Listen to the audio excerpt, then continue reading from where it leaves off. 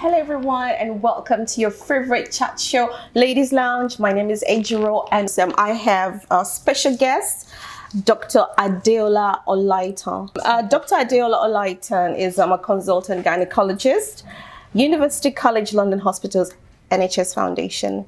It's great to have you on our show.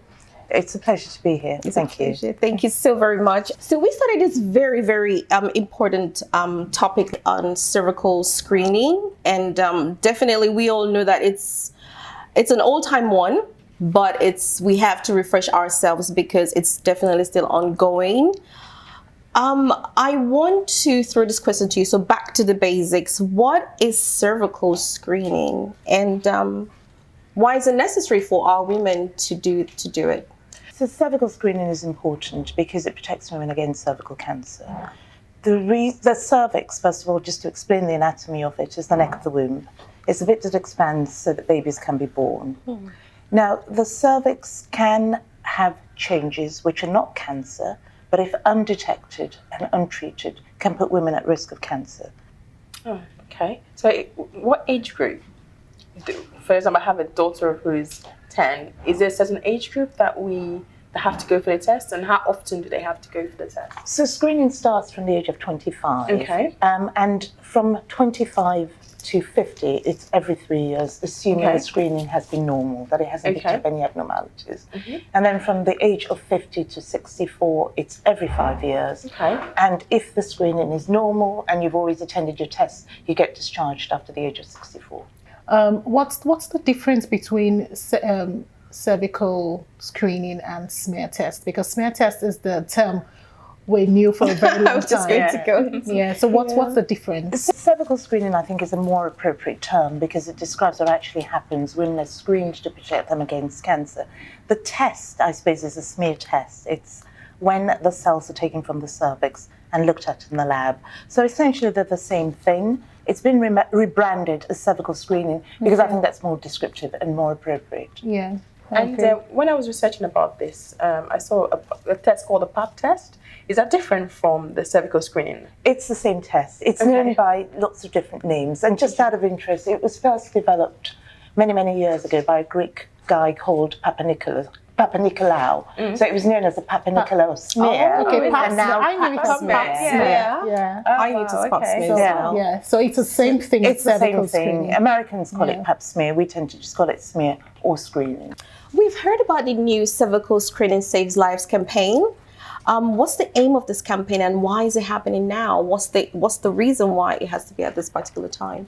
The aim of the campaign is to encourage more women to give cervical screening, and this is because despite the success of the screening program, the attendance at screening is at an all-time low. It's the lowest it's been for 20 years. Oh, wow. And 2 women a day still die of cervical cancer, which is a tragedy because it's a potentially preventable disease.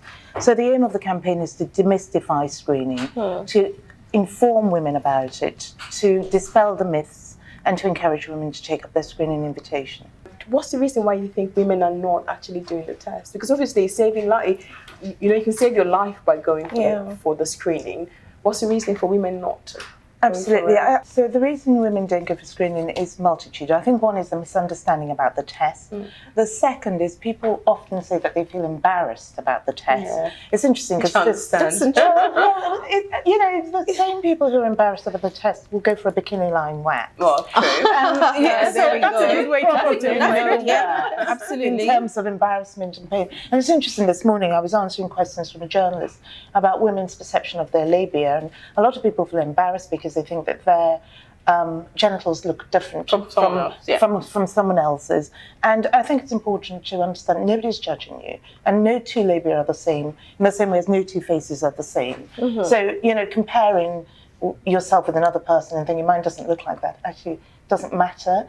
The people who do the tests are professionals. They'll put you at your ease and they will do the test. But I think there's a lot of, misunderstanding about what happens when you go for a test. And can you choose which sex of practitioner or nurse to have? Is it mainly women or do we have men as well? Good question. If you want a woman, request a woman, and that you will be accommodated. You know. So when you say a lot of women, is it a black woman thing? Because we've heard before that black women, a lot of black women don't like to go. Is there a reason why black women in particular? I didn't know about that. There is some evidence that black women are less likely to go for screening tests. Okay. And again, it's interesting because we looked at this a few years ago, and we did a study going to black hairdressers, where's the best place to find black women on a Saturday afternoon. And get hairdressers. Oh, of course. And we got them to fill in a questionnaire about whether A, they were aware of cervical screening, and whether or not they attended, and if they didn't, why they didn't. And it's interesting because the reasons are no different in general from the general public. Access, lack of time, if you don't live near where your GP surgery is, that causes difficulties.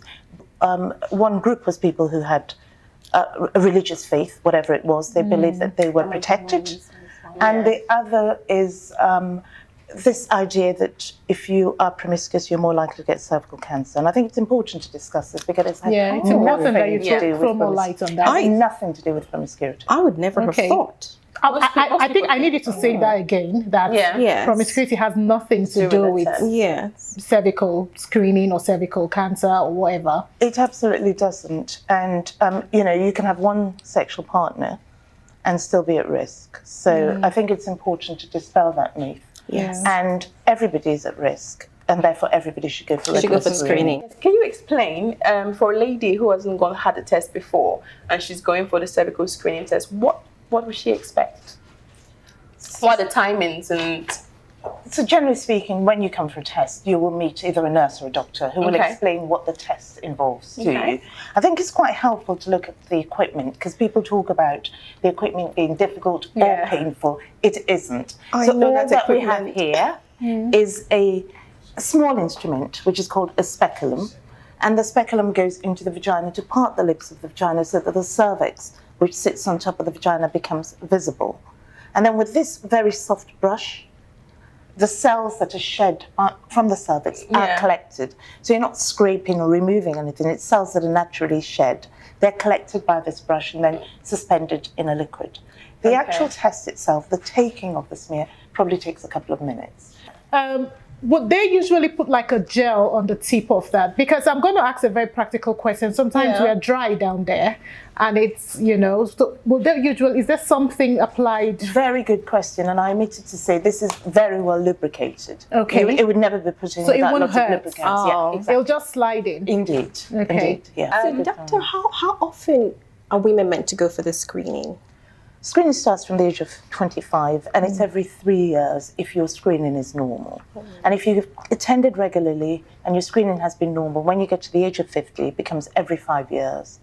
The majority of women will have negative smears, in other words, normal screening. And if your screening is normal, whatever the abnormality is treatable. So if the abnormality is not going to be cancer, the result might say that you have some abnormalities on the cervix which need more investigation, and you're likely then to be referred to hospital.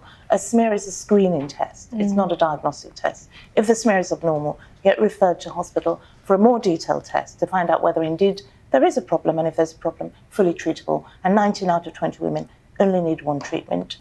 Essentially, it just takes away the area of abnormal cells. And I think hearing this is it takes away the myth, but for me, personally, it takes away the fear of having it.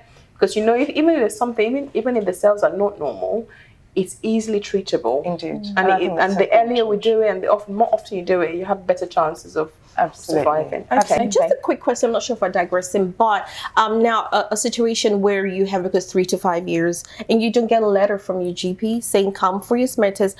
Do you alert your GP? Do you just on your own discretion just go and just say, hey, GP, I need to come see you? Absolutely. So you're saying if you don't get your reminder letter? That's right. No, absolutely. I think we do need to take some responsibility for our own health. And if you think 3 years have gone by and you haven't got the letter, could have got left in the post. Ring up the GP surgery. Yeah, I'm just thinking I haven't gotten it. I haven't gotten it, and I know why I changed addresses. That's so important. Phone up, because the letter's gone somewhere else, and make your appointment. Okay. And even if you're listening to this program and you got a letter 6 months ago and you ignored it and buried it with your bills, it's not too late. Phone up, say, I got a screening letter 6 months ago, I'd like to make an appointment. you'll still be accommodated. Okay. Fantastic. I think going back to talking about the tests when you go, is there any tips you can give to women to make them more comfortable, to make it a more, easier experience for them? Bearable. Bearable experience. That's the word I was looking for.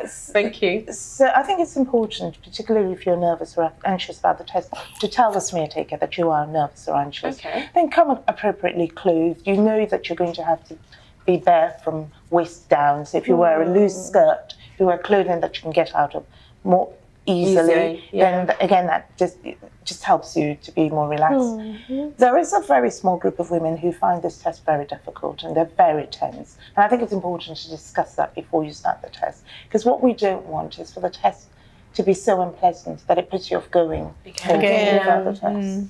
Doctor, I was just thinking that is this test free? Because a lot of people are going to be wondering, do they have to pay for it?